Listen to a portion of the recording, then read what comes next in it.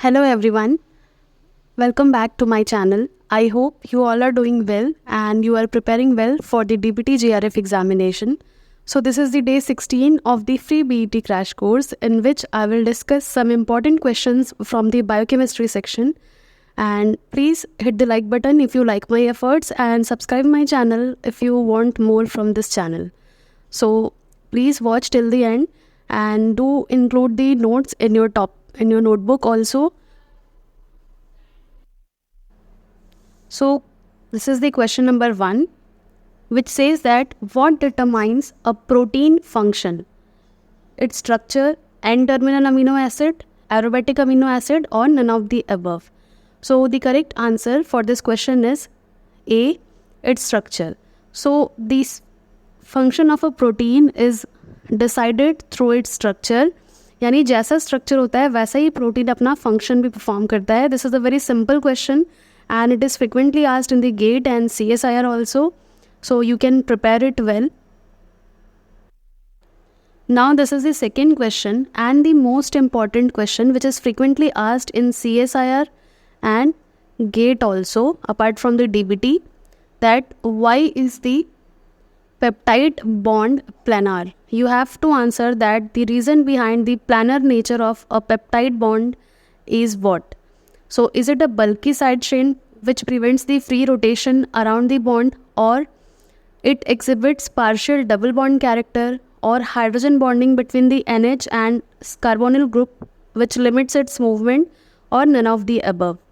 So to answer this question, you have to understand some basic facts about the peptide bond. So the correct option for this question is that the peptide bond is planar because it exhibits partial double bond character which prevents its rotation. So correct option is B. Let's see its explanation. So the peptide group has a rigid and planar structure. Why this is so? Because the peptide bond has a partial double bond character which keeps the entire 6-atom peptide group in a rigid planar configuration. So the carbon of adjacent amino acid, that is the carbon of this first amino acid and the carbon of the second amino acid, and likewise are separated by 3 covalent bonds. So which are those 3 covalent bonds? So those 3 covalent bonds are C alpha, C, N and C alpha. So through so many X-ray diffraction studies, the crystals of amino acid and of simple dipeptides and tripeptides demonstrated that the peptide CN bond is somewhat shorter than the CN bond in a simple amino acid. It means कि जो peptide का dipeptide हो या tripeptide हो, उसका जो CN bond होता है, that is somewhat shorter than the normal CN bond in a simple amino acid, which confirms the resonance or the partial sharing of 2 pairs of electron between the carbonyl oxygen and the amide group. And this is the reason of the planar and the rigid structure of a peptide bond. The oxygen has a partial negative charge and the nitrogen has a partial positive charge. यानी कि यहाँ पे charge difference आ गया. Oxygen में partial negative charge होता है and nitrogen में partial positive charge होता है, which creates a small electric dipole, and the 6 atoms of the peptide group lie in a single plane, and therefore ये conclude करा जाता है कि जो डबल बॉन्ड कैरेक्टर है, partial double bond character, this limits the rotation and therefore it is rigid and planar. So by convention, the bond angle resulting from the N and C alpha is designated as phi, and the bond angle between the C alpha C is denoted as psi. तो ये भी एक question बनता है, यानी कि ये दोनों क्वेश्चन ही यहाँ से निकल के आ सकते हैं कि एन सी अल्फा के बीच का बॉन्ड क्या कहलाता है, एन सी अल्फा सी के बीच का बॉन्ड क्या कहलाता है. अब ये है एक छोटा सा सिंपल सा बी सेक्शन के लिए question, but this is very much important क्योंकि कन्फ्यूजन होता है कि NC alpha is psi or phi. So you have to remember that the bond angle resulting from the rotation at C alpha are labeled as phi if the angle is made in between N and C alpha.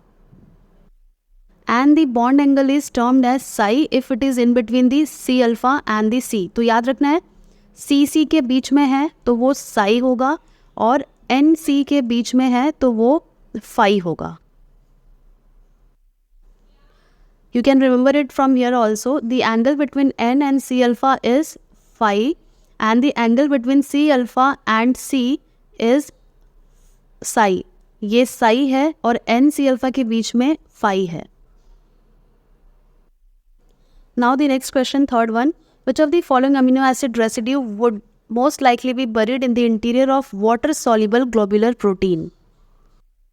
So out of the given amino acid, it is option number C, that is phenylalanine, which is responsible for the hydrophobic nature, and it is one of the most hydrophobic amino acid, and therefore it is buried in the interior of the water-soluble globular protein.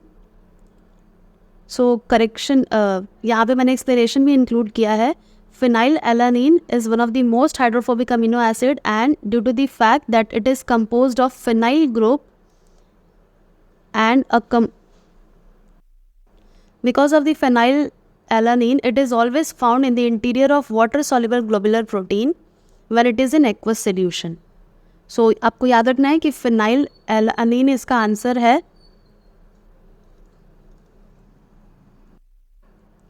Now question number 4. The folding of a protein into its native shape can be best described as. So is it a random event or a random event catalyzed by ribosome protein to maintain a low energy structure, a series of controlled fold with few random shaped structures, or a series of repeatable random event where the lowest energy structure is maintained, or an event where the highest possible energy state is stabilized with discrete folding intermediates? So the folding of a protein is best described as a series of repeatable random event where the lowest structure is maintained. If we talk about the protein folding, so the lowest energy structure is favored as compared to the highest energy structure.